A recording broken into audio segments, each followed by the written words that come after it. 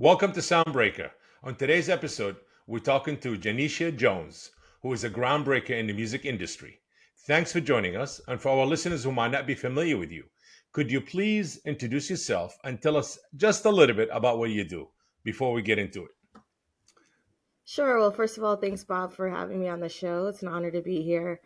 Um, like you said, my name is Janishia Jones. I'm originally from New Jersey. I'm based here in Los Angeles, California.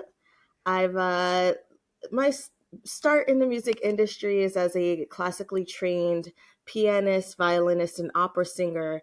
And I went to school to learn how to better promote myself as an artist and quickly realized I'd have a more sustainable career on the back end.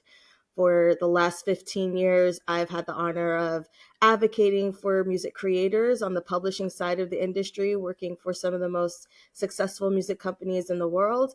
And as a result, I've been able to help artists and songwriters and producers make money doing what they love to do. As a music technologist, I build software for music business enterprises. I'm an Mhm. author and social activist as well, to empower women of color in the music industry. So, Love it. Love it. multifaceted here. um, and I'm looking forward to diving in and learning, seeing, explain more about what I do. And Great. uh, Same here, and I'm sure our listeners also and viewers. Can you please take us back I would say to your early childhood, what influenced your passion for music that got you to in this path? Was it your parents to this path? Excuse me. Was it your parents, relative, just music in general? sure. I was lucky to have parents that really um, supported my dreams from a very young age. I was a pageant girl, competing in local talent competitions alongside other young Black girls from my community. And I Hmm. was exposed to a lot of different artists, actors, actresses, entertainers in general from a very young age. And I was able to also travel to Los Angeles as a toddler with my godmother, whose daughter is a celebrity choreographer. So from a Hmm. very young age, I've been exposed to the industry. I also have a cousin who produced works from LL Cool J and Next and Jaheim and a lot of R&B artists from the early 90s. So Hmm. I have had a background not only as a performer, but surrounded by people who are also in the industry. Interesting. Really, very. I would say a lot of the members of the family extremely music influenced and influenced you. Yes, yes, Interesting. exactly. Y- Mhm. Yeah, Janisha, you are a force to be reckoned with. Your resume spans from UMG, Cobalt, Empire, and other leading companies, working in operations, royalty management, among other areas. For our listeners, can you give us more in depth career rundown, please? Sure. So, upon graduating with my master's from Full Sail University, I went on to intern for Universal Motown Records and SRC Records under the icon Steve Rifkin, the founder Oh. of the Wu Tang Clan and Fat Joe and Big Pun and some of the most legendary hip hop acts of our generation. I was Absolutely. building marketing campaigns for artists like Melanie Fiona and Asher Roth and Akon, among others. And I quickly realized that the difference between a major and independent is that majors tend to focus on the bottom line. And as someone who's a music creator, I couldn't disagree more with the ethos of people wanting to be entertained more than inspired. And so I went on to luckily start my career on the publishing side, advocating for the music creator. I worked for a boutique firm in New York City called Memory Lane Music Group and Royalty Solutions Corps, where I handled Hmm. catalog and royalty administration for about 50 different clients and catalogs, mostly evergreens like What a Wonderful World and Santa Claus is Coming to Town. And what I learned during that time was the foundations of a publishing entity and what it means to support. clients from the Tin Pan Alley and forward, right? Yeah, And then I went on to work for E1 or Entertainment One, one of the most successful independent labels of, of our time, formerly absolutely. Koch Yes. Records, and is now Monarch Music. So it's had some transitions over the years. Yes. And I was handling mechanical licensing and copyright administration for catalogs like Death Row Records and Bad Boy Entertainment and Aftermath and Shady Records and a myriad of other labels that fall under that umbrella. And it was Hmm. a heavy workload, so to speak, because it was a very small team of us handling these licenses. And I was lucky to then be picked up by Cobalt Music Publishing as their sole sync income tracking manager. Hmm. Sync income is one of the most lucrative sectors of the music industry. So, as Correct. someone who currently manages talent, I'm always vying for them pitching their music for sync opportunities. But so as a sync income tracking manager, I collected about a third of the business income from the US, Canadian, and Latin American territories, and also work with the tech development team in streamlining their global income tracking processes. Um, and that's what led me to working with Empire. Ghazi Shami, the CEO, was launching his new Empire Publishing division, and it needed people like me with an understanding of the processes behind all the mechanics involved in the publishing Hmm. space. And so I essentially had a hybrid role as senior royalties manager, handling the royalties, but also helping the company build their processing system.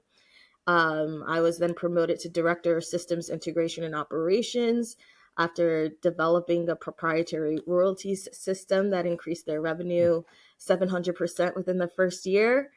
And Wow.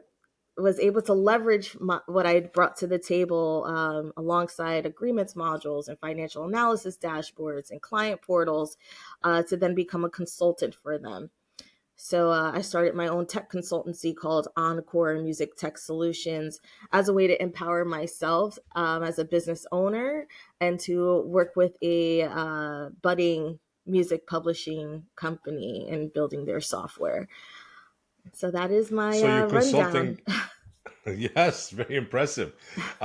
Your consulting firm or the company you started, is it focused on the music or just in business or how to start a business or business in general It is business operations and technology. So and you're at the technology? intersection of music and technology. I see. Interesting. Um, you're also published author. Very impressive. Your Thank book, you. Getting the Bag: Rights and Royalty Management in Today's Modern Music Economy, reached number 2 on Amazon. Amazing Yes. bestseller list. Thank I mean, you. to be number 2 on Amazon, I don't know what do you have to do, but you did it. Whatever you Thank did it. you. Thank Yes, you. which is impressive. Congratulations. If it's a little too late, I apologize, but congratulations. I And what appreciate it. inspired Thank you you. to write it? And who would you recommend this book for or to read it, to use it? Sure, thank you. I wrote the book for specifically for the BIPOC community to understand that there are opportunities for them outside of being talent or talent adjacent in the music industry. And typically Hmm. those roles are they are mostly taken advantage of. So um, getting in the bag was an opportunity to demonstrate the inner workings and some of the less highlighted parts of the music industry, the less glamorous Hmm. parts of the industry, so that they can take Yes. ownership of their creativity. And so in the book, we really talk about everything from where the royalties come from to how to register your songs and copyrights, um, what it looks like in the new age of technology to get music from AI or other profit sharing models in the industry, and then finally the importance of diversity within the music technology space as we're heading into the AI era. The cultural biases that are naturally within or inherent within the music technology space, Yes. needing more Yes. representation. So I was lucky that as it was released, it did reach number 2 on the bestsellers list alongside Donald Passman's All You Need to Know About the Music Business. And I'd have the privilege of meeting Donald Passman during Grammy Week this year. We're in the process of exploring integrating some of the diversity element into his next series. Wow. Okay. Okay. So, next question. It's something that you stand for. I'm proud of.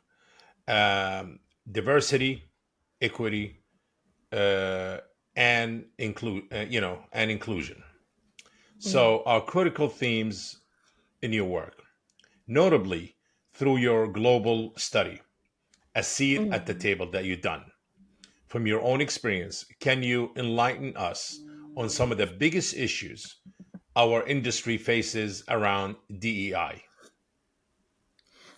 Sure. Well, right now we're in a space where investment into DEI initiatives are regressing, and so that's a little disheartening to see. I think as the industry was trying to reconcile with racial disparities in the music business, but also just in society in general, Hmm. there had been a number of programs to help create equity in these spaces, but a lot of what we've seen was hiring based on optics and not necessarily for the fact that diversity increases the bottom line. You know, it's really a profit model to have Yeah. more representation. And so the a seat at the table was really born after experiencing my own levels of isolation or being discredited or Mm. feeling devalued or undervalued, I should say, and wanting to make sure that it wasn't just me having these experiences in a silo. I produced this survey where I interviewed over 100 women of color executives in the music industry. We talk about barriers to entry. We talk about lack of mentorship. Talk about lack of career development opportunities. We talk about advocacy and what that looks like for ourselves and each other, to really explore how we can not only create meaningful change using the Hmm. data, but to present to the world that these are not just anecdotes that people are sharing, that this is real experiences collectively. And so a seat at the table has invited me to a lot of different international tables like South by Southwest and Reeperbahn Festival in Germany and Future Music Forum Hmm. in Barcelona, the Music Biz Conference in Nashville. And Wow. I feel that a lot of women of color have used this study to advocate for themselves for better pay and better career development opportunities. Wow. Really extremely driven subject. Yes. And controversial, but I'm glad you shed a lot of light on it.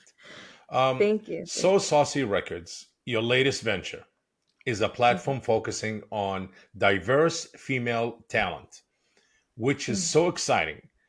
Can you please elaborate on the project a bit more?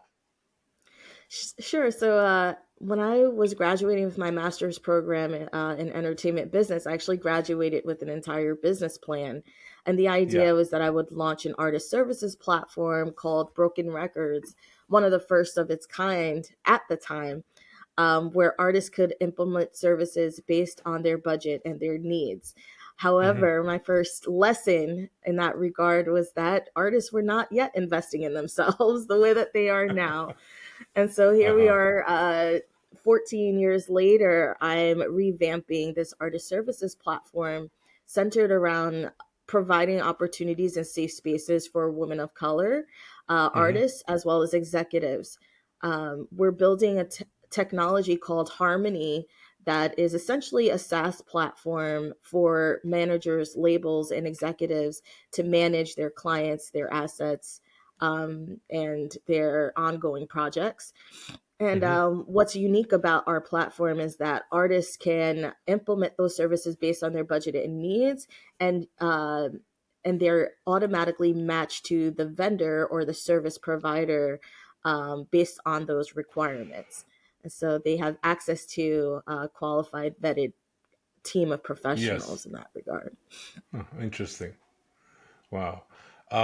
As a leader who has been at the forefront of artist development and women in music, what future trends do you anticipate in in these areas, and how is Saucy Records positioned to influence the next generation of female artists and executive talent? Well, we're starting to see the independent music market increasing, a lot less equity that the majors are holding in the Yes. future. Obviously, right now they have the grunt of all of the market, but we're starting to see artist services platform increase in numbers. We're starting to see more independent artists take ownership of their work and be their own boss. And so essentially, so Saucy Records is a facilitator for that, for the artists as well as the executives to be their own boss. Yes. Yes. That is very important. That is an incredible journey you had so far. The music Thank industry is you. known for its challenges and setbacks. Can you share a difficult moment you faced in your career and how did you overcome it? Sure. Becoming an entrepreneur and building a technology, especially in the rights and royalty management space, you find a lot of folks are just, they lack the understanding of that side of the business, which is why I wrote the book, Getting the Bag, but also, Yes. um, you know, it's, it's a way for people to leverage their clientele to make money. And if you don't have the understanding of the inner workings there, there's a lot of money that's left on the table or just outstanding to be collected. And so, Yes. um, as a consultant of Encore Music Tech Solutions, one of my biggest challenges is finding the right clients, the person who understands the need for someone with this understanding, as well as the funding to be able to afford this Yes. high value skill set. So that's Yes. probably the biggest challenge that I'm facing at the moment. Yes. So Saucy Record, just question, is it independently distributed or are you with one of the majors that you work with, the big companies that you work in, big independents? It's a good question. I am Is it still shopping right now for the best distribution opportunities. So more to come on that more to come on that? shortly. Okay. So be on the lookout. You heard it first on Yes. Soundbreaker. We have Yes. some pretty good Um, options. We just want to make sure the back end technology fits well with whomever's infrastructure. mhm. And obviously, I have a lot of I have experience working for a major distribution platform. Empire is one that is hyper competitive right now, but I have Yes. partners, from downtown and Fuga and other sources as well. So we'll just have to see. Great. And I know you know the ins and out of everything from A to Z. Absolutely. Exactly. From getting Yeah. the record distributed, collecting the money, and the publishing, you know. Yes. Hmm. Very yes, yes. You have a lot of experience in that area also. You're gonna be handling also publishing, correct? You're gonna do the whole thing? Yes, we have our own publishing entity as well. Hmm. The idea is that we have talent that comes, artists who come and they want, or they don't have publishing yet, and they need someone to help administer on their behalf. Hmm. And so we are able to do that for them. Interesting. And you're gonna get involved in booking and all of that or no? In booking clients You like know, concerts or we do have a touring and promotions service. One of my hmm great friends, Candace Newman, is our advisor on that side. And our goal is to integrate technology where the label or the manager or executive that's working with a particular artist can handle the touring and booking on their own from the platform. interesting. Okay. Um, thanks for sharing. That is very inspiring, actually, for our listeners and everybody going to be inspired by you. Thank you. In your opinion, what is the most common misconception people have about the music industry? The most common misconception about the music industry. Well, Yes, I could tell you what a personal pet peeve is that people please. tend to believe. I mean, Yes. we see a lot of courtship with the DSPs as if the DSPs is the end all be all opportunity for exposure of the music. While it is a obviously a main artery of allowing people to have access to your music, I believe that an artist should also be just as invested as, if not just with playlisting, but with actually performing live and actually engaging with their fans in ways that are more creative, with merchandise, with the Web3 space, creating NFTs. There's a lot of other opportunity for actually making a living in this business, and unfortunately, I just see a lot of the focus and the energy being pushed towards courting DSPs when we know that they only pay a fraction of the penny for Yes. streaming royalties. Correct. Correct. Would you think that also part of the misconception that they put a lot of independent new artists, they'll put a lot of the blame on well, not the DSPs, they put the blame on the distributor or the aggregator who's helping them to get the music out there, but they think this is it. I don't have to do anything Oh, anymore. Why I'm absolutely. not making Oh, money? yeah. Absolutely. I do feel like I think Spotify, Apple Music, Amazon Music, Tidal, they're very good at promoting their services. And so and then having room, sharing the same space with other major artists is a pull for a lot of Hmm. independent artists. But again, I think there are just so many other opportunities for creativity here, and to make sure that your music is getting into the hands of people who actually want to hear it. The other part of that coin is also that artists need to, instead of just releasing a single at a time and seeing what Hmm. sticks, I am a strong supporter of them creating a full project, creating a messaging behind the full project, that, investing their time and resources into developing the message around that, engaging with the fans in the process of creating that entire project, and then performing and seeing what they vibe with, what they actually connect Yes. with. And then once you find out what that song is that the audience connects with, then you put the money behind promoting that as your single. Right now, we see it in the reverse. We just see a lot So more you're saying singles artists being must thrown do an out album. there. You advise to a lot of the Absolutely. upcoming It doesn't. artists or new artists that do an album first. Absolutely. Absolutely. And I And think yes. creating an album also helps people to understand who you are as an artist, because Hmm. intentional about what that message is and what your branding and style is. And then also people can start to see how you're developing as an artist. Let's say you have a 5-song EP. That's just enough for people to see, oh, this person has dimension, that they're, a dynamic artist, or I could see where they're going with this. And then if then there is a full album that comes out of that, people can Hmm. see that the growth, and it's about getting them invested into who you are, as a whole. And I think it's very Great difficult to do advice. when you just have a single out there. Yes.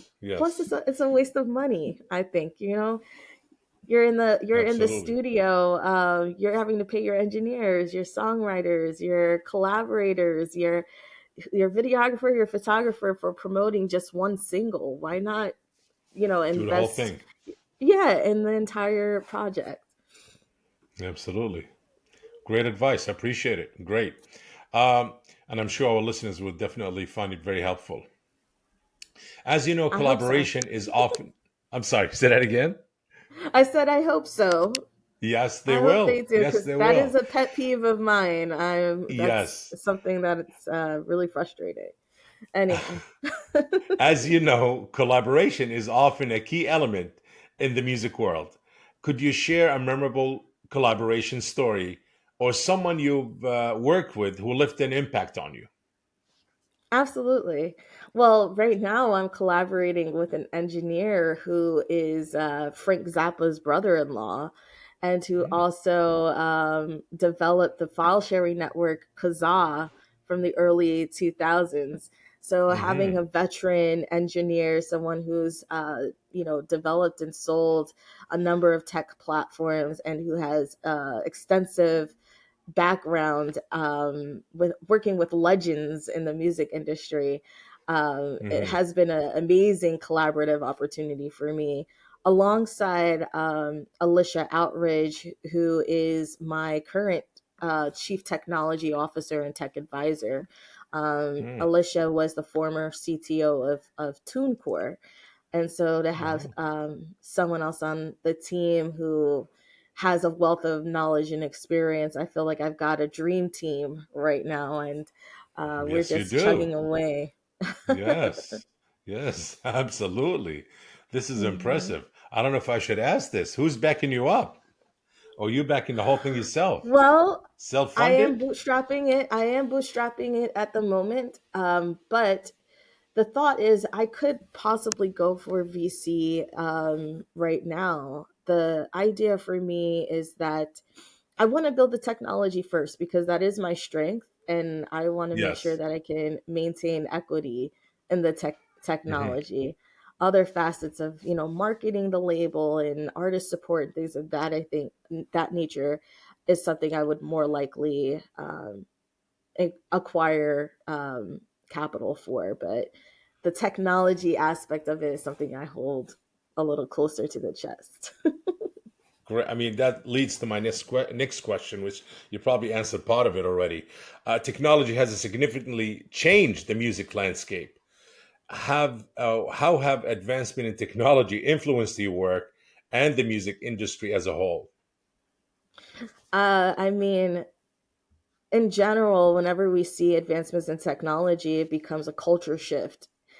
Business Yes. models are disrupted, and we see it happening again now with AI entering the chat, so to speak. AI is rapidly advancing right now, and it's being used not only on the Yeah. music creation side, but for fingerprinting technology to make sure that we can navigate ownership and rights holders more easily. Make sure the right people are getting paid. In other in other words, Hmm. AI is also introducing new business models to the industry. We saw the example of Grimes using AI as a new profit sharing model with her fans. When they create works in her likeness, she shares the profits 50-50 with them. And Hmm. I always use that example because, Grimes, she's not exactly losing any sleep by profit sharing. I don't know that everyone has the privilege of being able to do that, but it does demonstrate that there are opportunities for making Yes. more money in this industry. We're seeing a lot more AI or user generated content. So I'm not sure if you guys remember a ghostwriter creating a work using Drake's likeness featuring The Weeknd, and it became a Yes. Billboard It was a big charter. thing. Yeah. Yeah, and so there's just so much happening here. I'll be curious to see how the laws reflect this new technology, and whether or not we decide that UGC is deemed less valuable than human generated content. I'll be What's your curious to take see on where that we one? are What in is the your take, next if you don't 5 mind me years. asking? Sure. I mean, just I think inherently human generated content has a spiritual element connected to it, and therefore it should be more valuable. And I would think that if we can detect more easily what is produced by a human being versus a robot, we can assign to those works, compositions, what have you, a higher royalty rate than that of AI or user generated content. Hmm. So That's my take on it. I believe that it's deemed just inherently more valuable because it's coming from a place where there's an actual Yes. Yeah. spirit creating this, Yes. whereas you Emotions. know, Yeah. yeah, exactly, There's a exactly, connection, culture, all kind of, things that AI yet doesn't have that kind of experience through. But exactly, you never know. exactly. I know you never, like I Yes. said, 5, 10 years from now, we just don't know what the world is going to look like. But you do encourage the use of AI as tools in music creation, like for producers Absolutely. or self-made artists that able to write and produce and do all of that. It's like, you know what? I'm going to create my music, something I would like. And, my Hmm. voice is original, my lyrics is original, my music is original, but it was created with the help of AI. What do you think of Right. that? Would that also I think that's would be. beautiful. It's the convenience, I think, of the use of AI more than anything else. And have been using AI for a very long time in music creation. It's just that now that we're seeing it disrupt a lot of our current business structures, we're kind of in a chaotic period. But I think it's just going to be more of using it as a tool, like you said, and to enhance experiences, Mhm. and make more money. Yes, and technology is convenient. Let's face it, it is It convenient. is. That's the Yes. whole point, I think. Yeah, yes. In your line of work, how do you keep yourself updated on the latest trends, innovations, or changes in the industry? And how important it is to continue to learn? Sure. So I've been lucky to be invited to a lot of different conferences and panels around the world Yeah. virtually. And so those really keep me abreast of what's new and trending.